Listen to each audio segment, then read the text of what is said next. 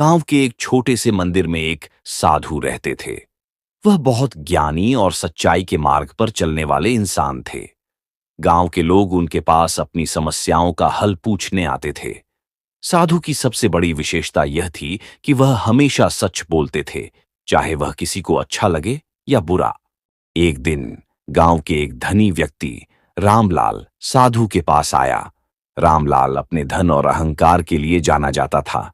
उसने साधु से पूछा, मुझे बताइए, लोग मेरी इज्जत क्यों नहीं करते, जबकि मैं इस गांव का सबसे अमीर आदमी हूं। साधु ने शांत स्वर में कहा, रामलाल, तुम्हारे पास धन तो है, लेकिन विनम्रता नहीं। तुम दूसरों का अपमान करते हो, उनकी मदद करने के बजाय उनका उपहास उड़ाते हो। लोग धन की इज्जत नहीं करते, बल्कि अच्छे स्वभाव और सच्चे दिल की इज्जत करते हैं। रामलाल यह सुनकर गुस्से से भर गया। उसने कहा, तुम्हें ऐसा कहने की हिम्मत कैसे हुई? मैं तो गांव के सबसे प्रभावशाली व्यक्ति हूं। साधु मुस्कुराए और बोले, सच कड़वा होता है, लेकिन वही आत्मा को आईना दिखाता है। अगर तुम अपनी गलतियों को स्वीकार कर उन्हें सुधारने का प्रयास करोगे, तो लोग खुद तुम्हारी इज्जत करेंगे।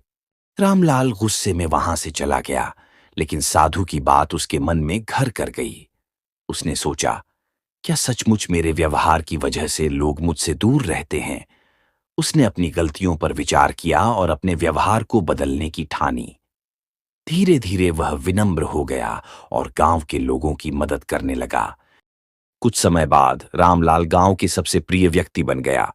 उसने साधु के पास जाकर कहा, आपने सच कहकर मुझे बदलने की राह दिखाई। सच में सच्चाई कड़वी तो होती है, लेकिन वही हमें सही दिशा दिखाती है। शिक्षा, सच कड़वा हो सकता है, लेकिन वही हमें हमारे भीतर की सच्चाई दिखाता है।